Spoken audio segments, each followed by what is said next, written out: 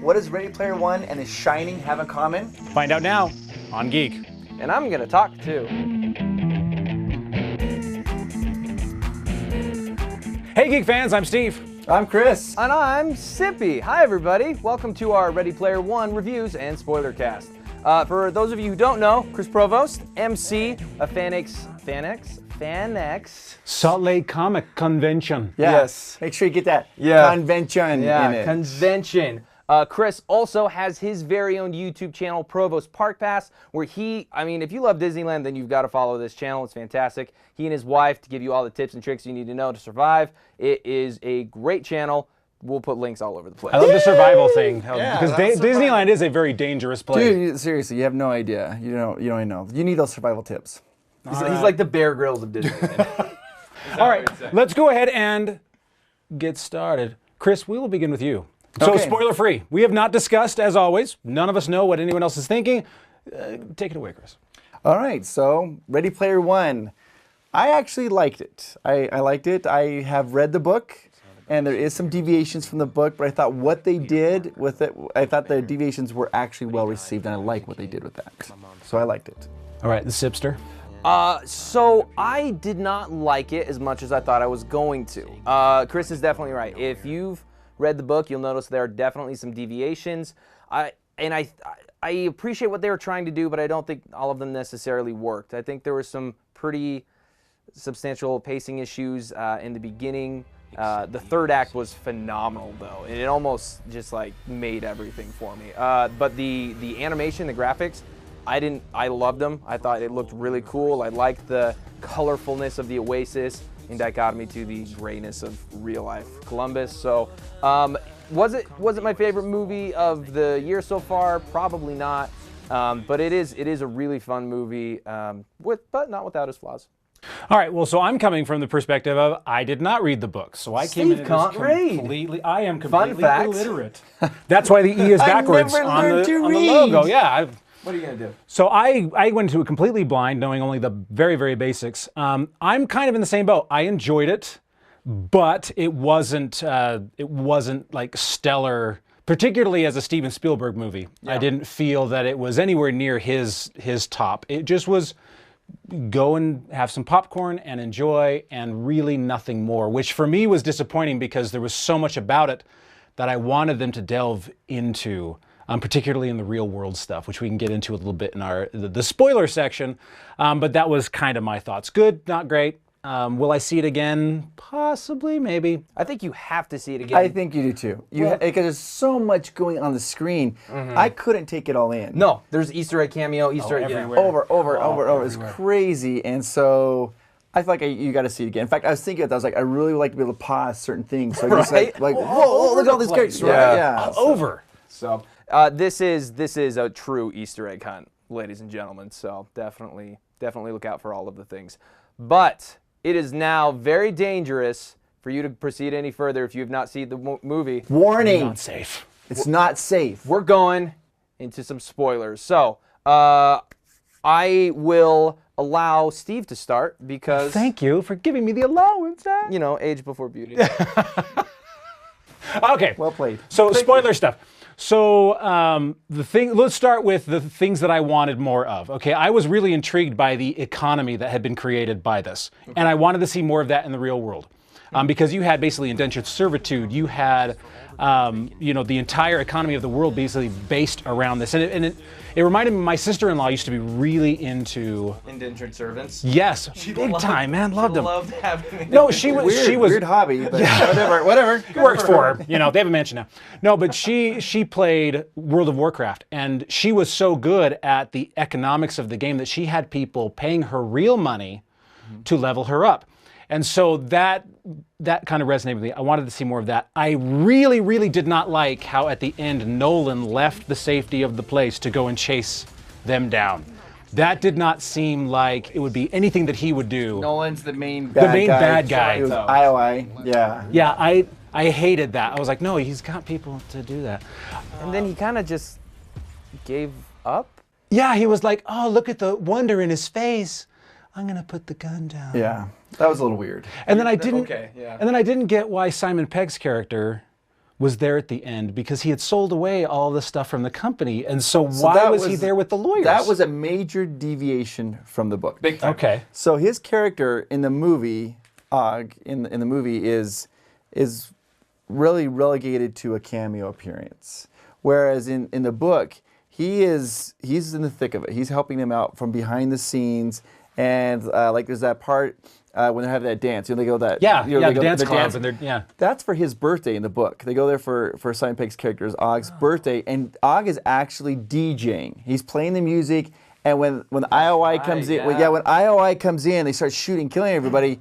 He is basically all powerful because he's one of the creators, and he just decimates everybody. So he is the reason they escape. That would have been so much cooler. Oh my gosh. I was disappointed that they just made him at the very beginning. You saw him look, and then not at the very end, which was disappointing. Well, for that. no, we find out that he's the curator, right? Yeah, right. That was okay, but that would have been way cooler. Yeah. The weirdest part for me was Simon Pegg with an American accent.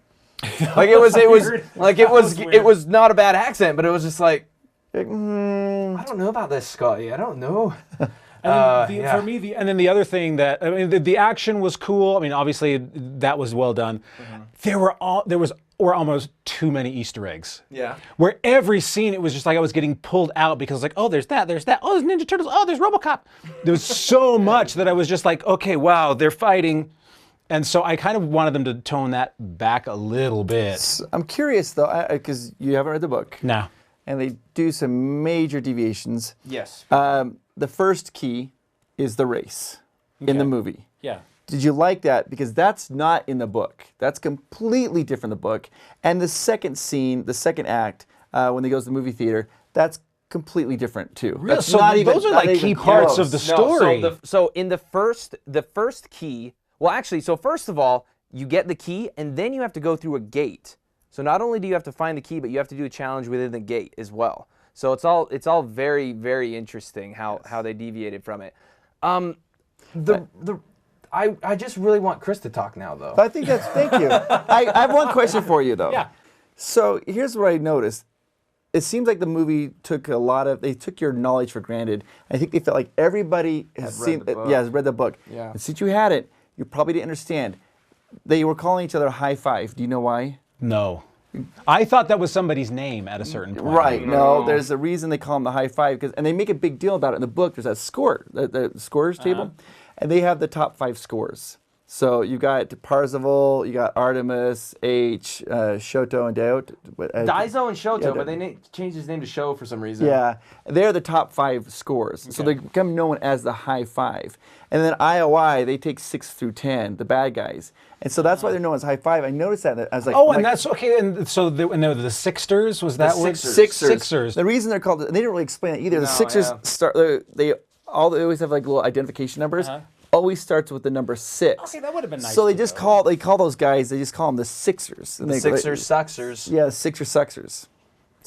Okay. See, it wasn't. I didn't get not until the very end did I understand that they were, because that's when they say, and the high five took over the. That was the only point where I realized, oh, okay, so they're the high five. Yeah, right. But that was the last scene in the movie. Yeah, there was. I think Chris is definitely right. Like in the book, Parzival is on a planet called Ludos, and that's all schools. That's all it is. He goes to school in the Oasis, and that's a big deal because It's been really interesting to see this stuff. You talked about the economy. Yeah.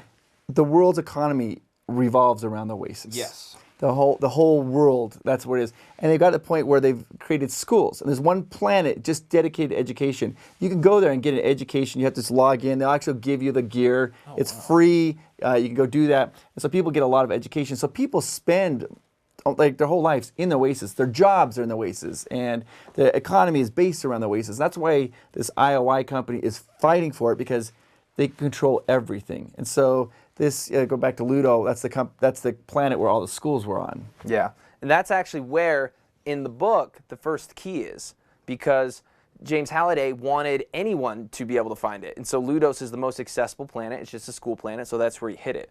And it, like, the fact that Parzival was this nobody, I mean, it seemed like when we jumped in, his avatar was already decked out with all this cool stuff. Like in the book, he starts off with nothing but black t-shirt and jeans. What you see at the end of this movie, they show that.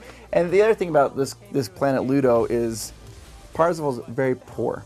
He can't. Yeah, super. He can't afford to buy gear for his character. Or to teleport off world. Or to teleport off-world, because that's where they make a lot of the money. Is like if I'm going to transfer from one planet to another planet, it costs money to transfer. It's free to go to the school planet, Ludo, and so that's where the first key's hidden. And so anybody really technically could find it. And so because if he had to transport to a different planet to find it, he wouldn't be able to afford it. And so he was able to find that key on the Ludo homeworld. See, this is so much. This sounds more interesting. Right, and than also the movie. in the spoilers. So in the book, when he finds it, the first challenge, it's not a race. Nope. He has to play joust. He's playing the game, The old game Joust? and he's playing against this the Lich King. Yeah, the Lich King, and they're playing joust, and you have to beat him 2 out of 3 games, and if you get past that, then you get the key. So, but this one they just went right. But the thing about it though. The race, this for the first key, the copper key, it was though like eye candy because you're seeing you've got Speed Racer, you've got the DeLorean, you had the Akira's bike. Yeah, the old school Batmobile was that was cool. That was like That was amazing. fun. They had the Mad Max Interceptor from Road Warrior was there. Yeah, that was nuts. Yeah, there's the A-Team van was there. They have, Yeah, I mean, it was Every pop culture vehicle was in this. yeah. race. So for the car aficionados, you're gonna love that scene because it's amazing, but it has nothing to do with the book at all. Yeah. See, I guess I think that's what, for me, one of the movie's main failings is that, yeah, they put all these Easter eggs in and it was action-packed, but then it wasn't as thoughtful as it probably should have been. Because, yeah, it had all the great action and it was cool, but you're dealing with this world where everything revolves around this fake world. Yeah, you're right. And so it seems like from the book, they delved way more into that, and so it was more interesting. Yeah, exactly. And then the second thing, this part in the movie was where my jaw dropped. I did not expect it. This is what blew me away. Oh, I think I know what you're gonna say. The Shining. The Shining scene. They take you back to the Overlook Hotel. They recreated it. They used the old footage from The Shining. Did they really? Yeah. So the scene when H goes into the bathroom and that girl's approaching, that's her from the. I mean, and I was like, But like the hands blocking. I Wait. got goosebumps because it was crazy to me to see The Shining because I love that movie. And to see that, because that's not in the book. No. At all. In the book, he has to play through the game The movie War Games. Right. As he's Matthew Oh, Broderick's shall we character. play a game? Yeah. Pretty much, yeah. So no, but I like Shining The was Shining awesome, actually. though, okay. I thought The Shining was amazing. The bathroom scene, they redid that. The maze, just The twins. the girls. You couldn't believe they had the girls there. They had the freezer that turned into the maze. That was amazing. I thought it was great. So that for me was just a treat to watch that scene. I would watch that scene over again, and you can see Jack Nicholson's legs. You know, like when he's in the maze, he's limping. yeah. He's I was li- wondering if we were gonna see I him. do too. I was like, are they going to show it? Are they going to show it? And I just couldn't believe that. That was just so out of left field for me. I was like, I loved it. But I did like that. But that's not in the book. No, it's that was like my favorite thing that was not in the book, I think.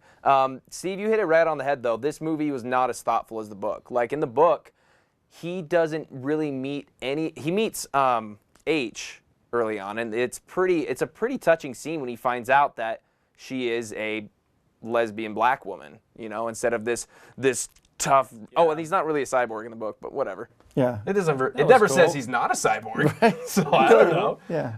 But then he doesn't meet Artemis in person until the very end. Yeah. And it's so Really? That's like fundamentally different. Yeah, well, this is also so fundamentally different. In the movie, when you're watching it, Artemis ends up in the labor camp. yes. That's not in the book. No. In the book, he goes. So he ends up in the labor camp. He actually does it himself on purpose. He goes there and he goes in and he hijacks and he like breaks into The IOI server. Yeah, IOS server from inside because you have to do it from inside, and then he escapes. Where they reverse that, they had Artemis going in, and then he kind of rescues it. Which I guess you can see that's something kind of cool. It worked for the movie. I mean, if you didn't know that, you would see that's great. It doesn't really matter. It didn't bother me. Fundamentally different in the book, so that was a little bit different. And he doesn't meet Artemis because she like at that club scene, you know, she kind of breaks up with him. Yeah. She's gone. She won't have any communication with him until the very last day. Yep. So that's it. They don't have that interaction. And he's always thinking about her, pining over her, and it was great. And here's the thing: the last line in the book is so he's outside of this. This is a whole different thing. He's at Ogg's mansion, right? Yeah. So he's at Ogg's mansion, and he goes outside, and there's Artemis. She's sitting there. He sees her for the first time. Sees her birthmarks. Thinks it's beautiful. Gives her a kiss, and they're just talking. And the last line is, "And for the first time that I could ever remember, I didn't want to log back into the Oasis." Yeah. And that's the message of the book. And I do think it came in the movie, but not as strong as the book. It was a little bit too heavy-handed, in my opinion, for the movie. Is that it was really like, unplug, we're going to turn this off, and so the movie just lacked subtlety. It was really cool, but you were getting banged over the head by everything. Right. But I did really, really, really like the action. That final battle scene got my blood pumping. It was so cool to see everybody there. So the one thing I wondered about, and I was wondering about this the whole time. I was like, there's one major character in the book. And I was wondering if they're going to show it, and they showed it at the very end. It's the Mechagodzilla, Mechagodzilla. Sorry, yeah. And they had Mechagodzilla. I was like, oh, Cool. that's spelling wow. So For our ASL watchers. that's LOL. So Nailed it. Oh, I love that. thank you. That is So the Mechagodzilla, I loved that. I thought that was great. They changed that. He was the Gundam. Gundam, yeah. Yeah, the gun. I'm not familiar with that. But in the book, it's not. It's Ultraman, which is this Japanese, really powerful. Was that from the One Punch Man? No, Ultraman's. Oh no, we've gone through that. Yeah. Okay, we've talked about And that. so in the book, it's Ultraman, but I think they changed that because I don't think a lot of people know who Ultraman was. And when I read the book the first time, I actually didn't know who Ultraman was. I was like, what the freak is Ultraman? So That's fair. They changed that, but I think that makes it That kinda was cool. what I think the movie was doing. Was the book had a lot of really obscure references that I think were really close to Ernest Cline as the author. But the movie had a lot more accessible references for people. It had a lot more. I mean, The Shining. Everybody knows about The Shining. Yeah. I don't think a lot of people really know about war games. Right, I agree. The Holy Hand Grenade. That was great. That was funny. Also, there's one scene. You're getting me excited. The one scene, I loved it. I loved it because I love horror films. So you see Freddy Krueger. Yep. You see Jason with a Yep. machete. Then Who do you see? Jason. No, and then you see. Then you see them throw. You think you're like you see them pantomiming because they're not. You see them outside. Outside the Oasis. They're like, use this. And you see him like struggling with something, and then it shows them what he's holding. He's holding freaking Chucky. No. yeah. Oh, God. Chucky. That was and he so throws funny. Chucky, and Chucky goes on that rampage, and you see that all the was people just funny. dying from Chucky. It's like, I was like, ah! No, that was one of my favorite parts. Was in the final battle. It flashes between real world and the battle, and the battle's just like epic. And you've got all these characters. You've got all these Spartans from Halos. You got Tracer from Overwatch, which that was fun for me. And then it goes to the real world, and you just see people like flailing. Yeah, it's like just. And when they're driving down the street, everybody is. You see them all fighting out there. It was awesome. There was so many references though. In that final battle, there's the Battletoads. Yeah, that was cool. I was like the Battletoads. You had there was bunch like of Batmans. yeah, there's a lot of Batmans. There's I think even Spawn might have been there. Spawn was there. Yeah, They I also thought had that was Spawn. the new Ninja Turtles from the Yes, most recent the movies Ninja were in Turtles. there. None of my favorite ones, but whatever. And they They're cool whatever. looking, And they at had I forgot it now. They had Joust. They had like some guy on like a freaking ostrich. I didn't It's see like that. I was like, nice. I missed it. See, So- I guess that was like the Easter eggs at the beginning didn't bother me. They were really cool. But in that final battle, because so much stuff was going on, the fact that there were so many, that's what it really got me. It was amazing and it was cool. That end battle was just killer. But there was so many things popping up like that where you're just like, wait, oh, there's this, there's this. So and there's one other thing that was a big deviation from the movie and the book is there's a quarter, and the quarter it gives you extra life. Well, in the movie, he just gets it from the curator. It was kind of some weird bet. And he's like, Yeah, oh, it was like- it's just And it weird. didn't- that really didn't make sense. sense, yeah. It was just a way, as a device to get him the quarter. In the book, he goes down to this. He's studying, and he thinks he figures out the second clue. So he goes down to this replica of Holiday's growing up, like a pizza parlor that Holiday go like to. a Chuck E. Cheese type Yeah, thing. like a Chuck E. Cheese. And they had a Pac-Man game there. So he goes to this replica of it, and he plays Pac-Man, and he gets a perfect score. It was at 255 levels. And when he gets that perfect score, and he thinks that's going to open up the gate, he gets that perfect score, nothing happens, and then the quarter materializes and it drops and goes into his inventory slot. So they have like this inventory slots, and he cannot get rid of it. So that quarter is stuck in his inventory slot, and it kind of irritates him because he doesn't know what to do with it. He's like, well, I guess I'll just stuck in here forever. And then when that cataclysm blows up and kills everybody in that sector, I mean, everybody's dead, and then he comes back because he has the quarter, and the quarter's now gone. And so that was a cool way for me to get the quarter. In the movie, he just gets it from a curator. Well, and he kind of just had, like, I was wondering, I knew that the quarter had to have some kind of significance. Right. But then I was like, well, okay, well, so she had it at one point and kind of hands it back. So I was like, so well, then does she get the extra life? Like, I was thinking about this after. I was like, well, if he just had it in his pocket and he hands it to somebody, do they then have the extra life? Yeah, they would be theirs. So he had no idea what he had. It was like the most valuable thing. But there was some really cool Easter eggs in the movie that were not in the book. So he buys a Zemeckis cube. Robert Zemeckis directed Back to the Future. But they call it Zemeckis cube. It's a Rubik's cube, and he solves it. And when he does it, he throws it. It reverses time for 60 seconds for everybody but him.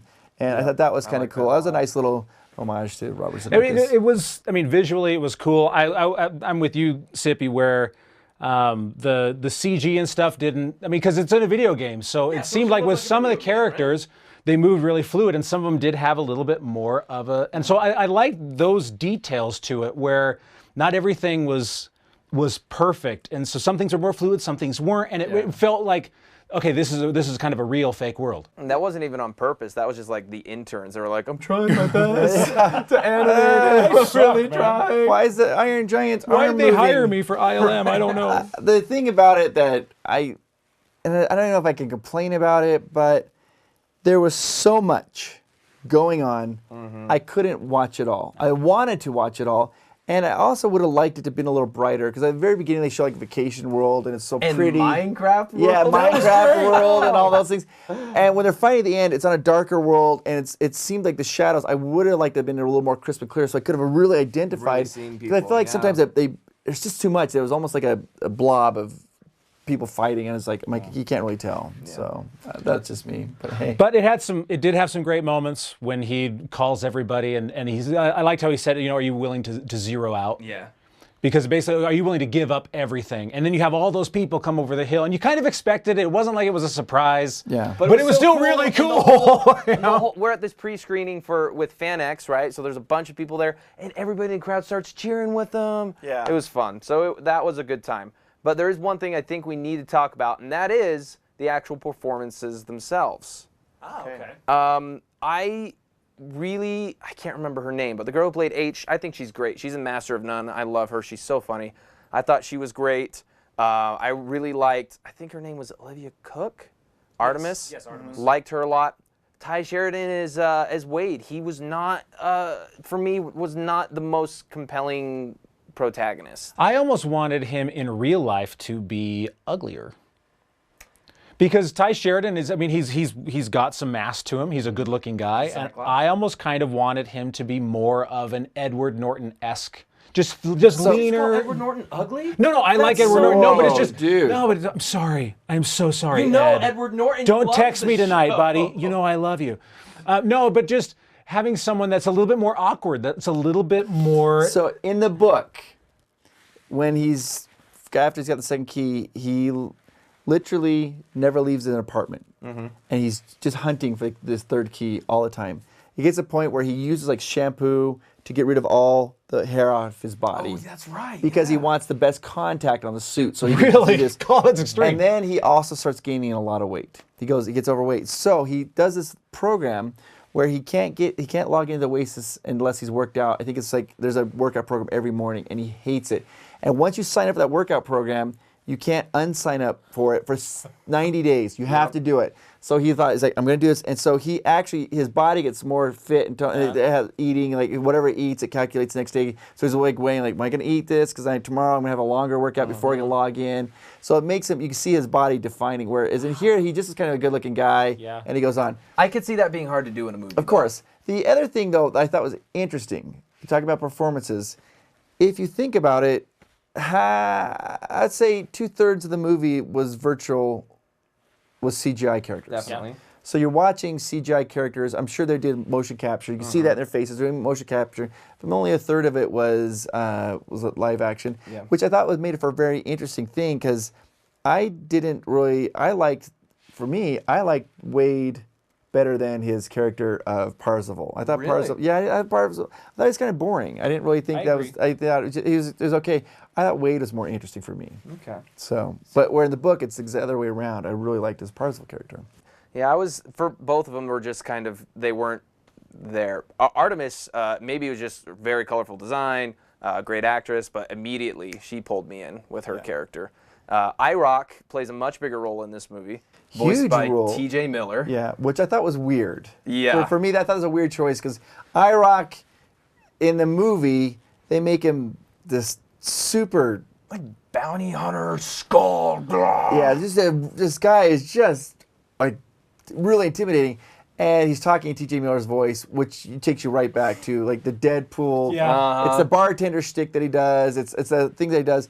So it was weird to see this character because I didn't quite mesh. Because you look at this guy, he's just like, ugh. And he's like, I got a crick in my neck, and it kind of hurts. I guess it's for comedy. Yeah. I just didn't. I thought it was weird. And his character in the book is totally different than the movie. Oh, okay. So. Yeah, he doesn't even make it past the first act, the other guy. But. Okay, did anybody else, because I am a Superman fan, I wanted, even though he was the bad guy, I straight up wanted Nolan, while he was in the thing, to like open up his shirt and have it be Superman. Because he totally was Superman. He had like the curl and the thick jaw. I wanted him just like one point like go, da-da-da-da. Well, maybe like Red Sun, so we know that he's a communist. He's evil, but I was Bizarro. hoping, because then I was like, well, that would be a great dichotomy to have this really just awful person, but do that, and then like because he's so rich and he has that, he would actually have like more powers than somebody else in there. I thought that would have been cool. And the whole time he was there, I was just like, he's Superman. He's going to be Superman at some point. Question for you: did you understand? I thought the scene was super rushed. The movie, I understood it. I think you probably did because you read the book. Yep. Did you understand when he was buying all this stuff? Did you understand what was going on there? Like. Yeah, he was basically doing in-game purchases. Yes. Yeah, so I got all of that, Okay. that he was walking through and these were just items. Again, it goes back to my sister-in-law when she would do Warcraft, because that's what she would do. Yeah. And people would be sending her real money and she'd be, okay, well, let's do this. And she'd get them the fake. So, and that's why I was so intrigued by the economics, because I've seen that work in the real world of how people are willing to pay, well, I'll pay you $100 if you go on this quest for me and level up my character, and she would do it. And the thing is, they talk about that orb of, I can't remember what it's called. The shield one? Yeah. The orb of I figured it was probably a reference from something else. Well, they said it's level 99, and in Oasis, your character maxes out at level 99.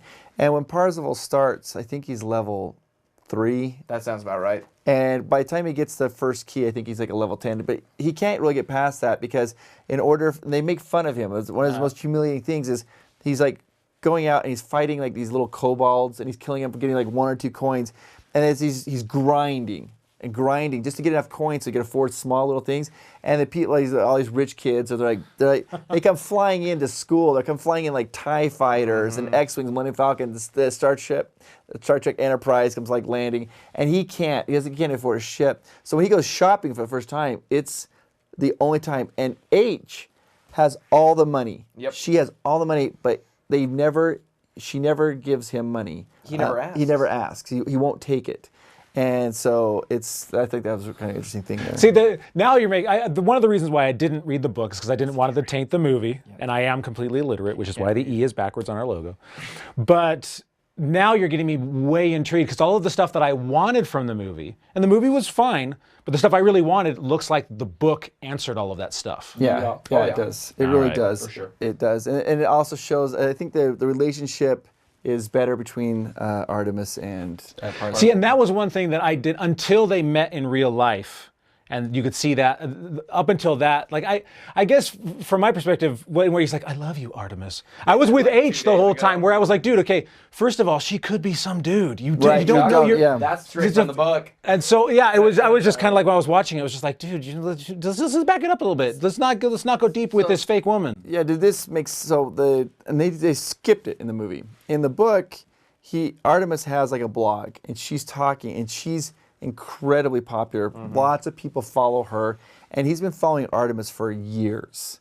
and following her. And she posted like 2 pictures of herself online. He had it memorized. It was just like half her face because she's covering her. So when he sees her at the very beginning of the film, he's like, I think that's Artemis. Which is, you're like, oh, for somebody who hasn't read the book, you're just like, so what? Who is this? And does it make Somebody difference? famous is what I assumed, where yeah. in the book, it's a really big deal because he finally finds her. Takes him a while before he finds her, and that's such a big reveal there. I thought that was they kind of skipped over that part there as well. I think they were trying to. I think the biggest fault of the movie was it was just trying to cram in a lot. There was a ton. Yeah, there was a lot. It was not a subtle movie, but still enjoyable. I think if I were to watch it again, which I think I will, I think I would enjoy it more the second time, to be honest. If I could separate it from the book more, I think I would enjoy it more. But the book had just a beautiful message with its subtlety, and the movie did not have that. But still a lot of fun. I agree. It was fun. It's definitely worth going to see. But if you're looking for a more thoughtful movie, this is definitely not it. And I liked it. I mean, I'm definitely recommend it. Go see it. See it on the biggest screen that you can. God. I mean, Well, because then that's the only way you can see, everything happening. Yeah. So If you have the ability to control it in slow motion so you can That'd be see great. more. I'd definitely go see it. And if you read the book, just know that they deviate way from the source material. I don't think it's bad though. I liked it. I thought some of the deviations, the Shining thing was just mind blowing to me. I would pay again just to see that scene itself. So I go see it. All right, well, tell us what you guys think in the comments below. We want to know because we love you. Yeah, we do. And don't forget to check out this guy's YouTube channel, Provost Park Fast. That's right. We've got links somewhere. I don't know where they'd show up on screen. I'm not a wizard, but Let's just take it right here. or here. And we do love you, and in inappropriate ways, except for you. It's a little inappropriate, but that's okay. That's how we like it. What are you talking about? All right, everybody. You know who I'm talking to. we This are guy. Geek.